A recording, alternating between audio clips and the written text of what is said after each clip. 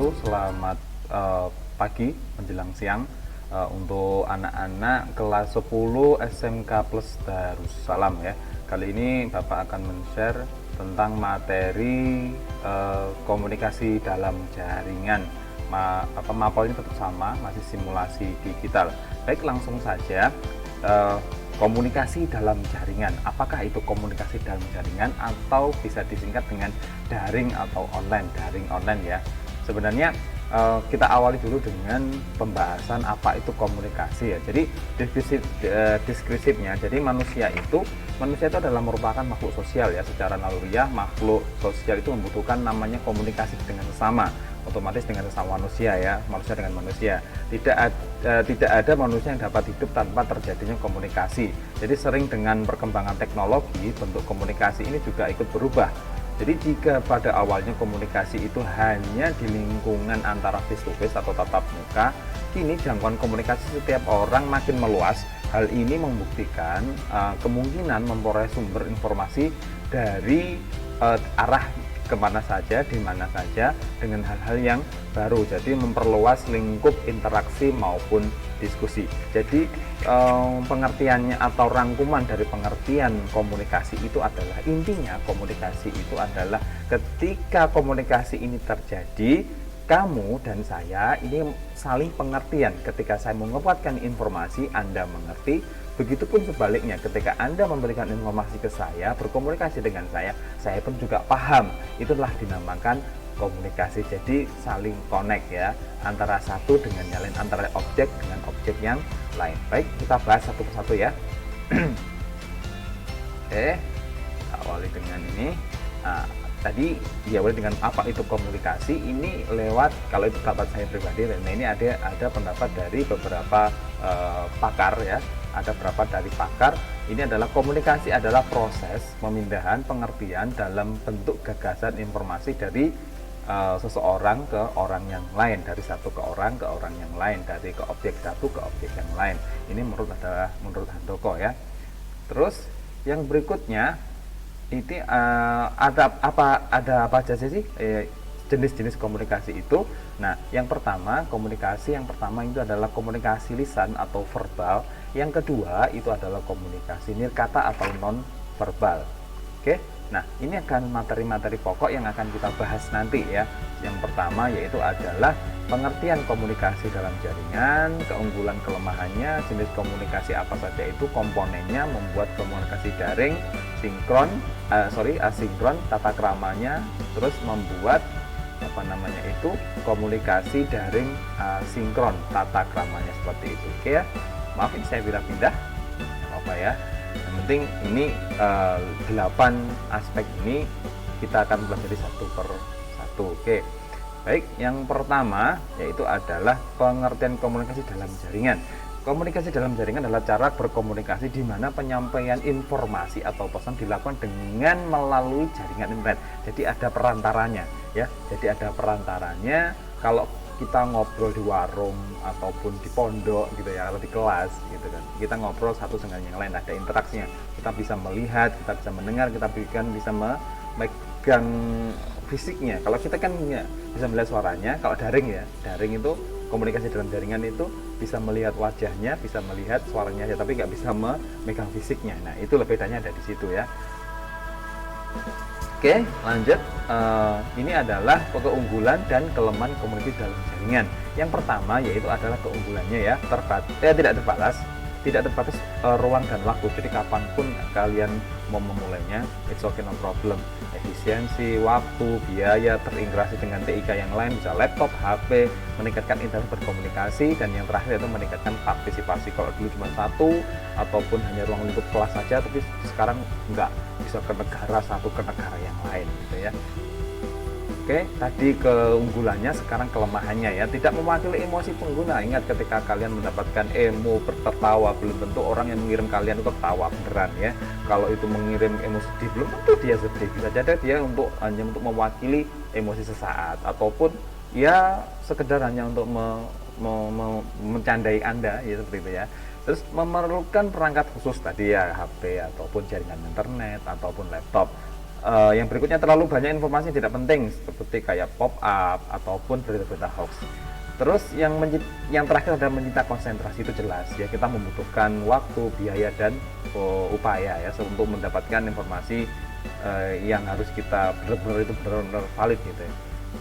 Nah, jenis-jenis komunikasi daring itu ada dua. Tadi ada dua ya, ada sinkron dan asinkron. Kalau komunikasi daring sinkron itu serempak, jadi langsung bisa dibalas. Sinkron, jadi ketika saya menchat Anda lewat WA, lewat Twitter, atau lewat Telegram, itu langsung dibalas. Itu adalah komunikasi sinkron. Dan sedangkan komunikasi yang nomor 2 ini, kalau asinkron, ini tidak serempak, artinya ini ada jeda. Ketika kalian mengirim sebuah email, contohnya sebuah email, itu kalian akan menerima balasan itu bisa 1 jam, 1 hari, 2 hari, 1 minggu, 1 bulan, ataupun 1 tahun, ataupun nggak dibalas. Itu sangat menyakitkan. Oke ya, itu perbedaannya ya. Oke, next, ini adalah komponen pendukung komunikasi daring. Komunikasi ini pendukungnya ada di sini. Jadi kalau salah satu ada nggak ada, itu nggak akan bisa. Jadi ini adalah Mozilla, ada Opera, ada iChat. Ini yang pernah saya alami ya, pernah saya pelajari dan saya lakukan. Ini ada Explorer, ini adalah softwarenya, ini perangkat kerasnya, dan ini adalah Anda. Jadi ketiga-tiga ini harus ada. Ada Anda, nggak ada software, ada perangkat keras, otomatis nggak bisa jalan. Oke ya. Oke, ini adalah membuat komunikasi daring asinkron. Nah, ini adalah Gmail, email atau Yahoo Mail. Ini adalah jenis komunikasi daring asinkron. Oke, tata krama. Nah, ini yang penting nih Kak. Kenapa saya anggap penting? Karena di Indonesia ini sudah menganut undang-undang ITE namanya ya. Jadi tolong berbijaklah sebagai warga negara digital ya. Ada tata kramanya. Yang pertama itu gunakan bahasa yang baik dan benar. Jangan suka menggunakan bahasa-bahasa selengker gitu ya. Seperti kayak gue, lo, ya boleh lah, tapi untuk tolong bisa dihindari lah, bisa dikurangi lah. Lo, gue.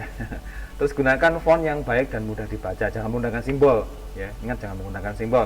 Kejelasan penulisan subjek. Ya, ini subjeknya untuk ranahnya ke mana ini kan gitu. Terus perhatikan email penerima, segera menanggapi pesan yang diterima, tidak meruntuhkan pesan yang tidak penting. Ingat, kita harus menyaring informasi berita ini hoax atau enggak. Ingat, ini berita hoax atau enggak. Kita harus bisa memilih. Caranya gimana? Nanti kita bahas bersama-sama ya di lain hari. Patuh undang-undang pengguna internet, ini yang penting ya. Silakan kalian bisa browsing apa sih undang-undang itu isinya apa saja sih item-itemnya. Nah, oke ya. Nah, tadi adalah membuat komunikasi daring sinkron. Nah, ini adalah salah satu atau salah berapa ini? 1, 2, 3, 4, 5 ya. Ada beberapa software yang sekarang sudah punah, salah satunya BlackBerry. Ini adalah membuat komunikasi daring sinkron. Oke ya. Selanjutnya adalah tata krama etika komunikasi daring sinkron. Tadi kan asinkron, sekarang sinkron. Gunakan nama dan lokasi yang asli. Ingat, jangan menggunakan kata-kata yang lebay. Kenapa saya katakan lebay? Saya muak dan saya nggak suka sekali dengan kata coayang apa gitu. Pokoknya fix lah. Kata-kata bukan nama aslinya dia. Lebay, alay banget lah. Coayang, lah gitu ya. Terus yang nomor 2 adalah pengguna akun Anda sebaik mungkin. Pergunakan akun Anda sebaik mungkin. Ingat, jangan kasihkan password ataupun ID ke orang yang tidak bertanggung jawab atau yang Anda tidak kenal. Bahkan teman sendiri, ya kan? Bahkan teman sendiri. Hati-hati dalam penulisan pesan atau dalam berbicara. Ingat, jangan sampai menyinggung pribadi orang. Jangan sampai menyinggung pribadi orang, fisik orang. Yang barusan kemarin dipolisikan itu ya, relawan siapa itu, salah satu petinggi negara kini dipolisikan hanya karena untuk masalah rasisme, dia menyampaikan dengan monyet. Nah, itu tidak boleh. Dalam pesan, hindari membawa unsur sara, suku, agama, dan ras, ya kan, dan ataupun golongan, tidak boleh, jangan. Ini yang malah terjadi itu ya, mengatasnamakan agama, ras, atau suku ataupun golongan yang lain. Yang terakhir adalah patuhi undang-undang pengguna internet. Nah, itu ya. Konsepting sebelum kita berkomunikasi. Yang pertama, is true. Benarkah berita ini? Yang nomor 2 itu adalah hurtful. Apakah menyakitkan untuk orang lain yang saya sampaikan? Yang nomor 3 adalah sahkan atau ilegal atau disahkan oleh undang-undang. Melanggar undang-undang atau enggak.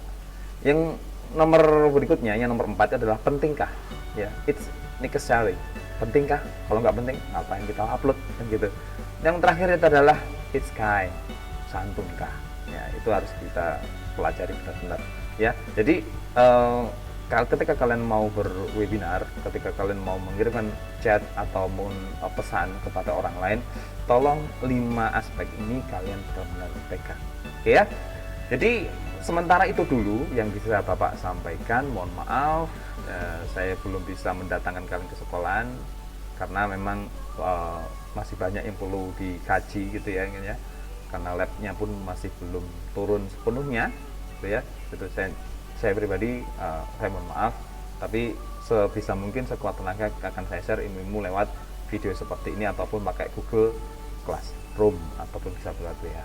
Baik, terima kasih kesediaannya untuk melihat video ini. Akhirul kalam, wassalamualaikum warahmatullahi wabarakatuh. Tetap jaga kesehatan. Oke?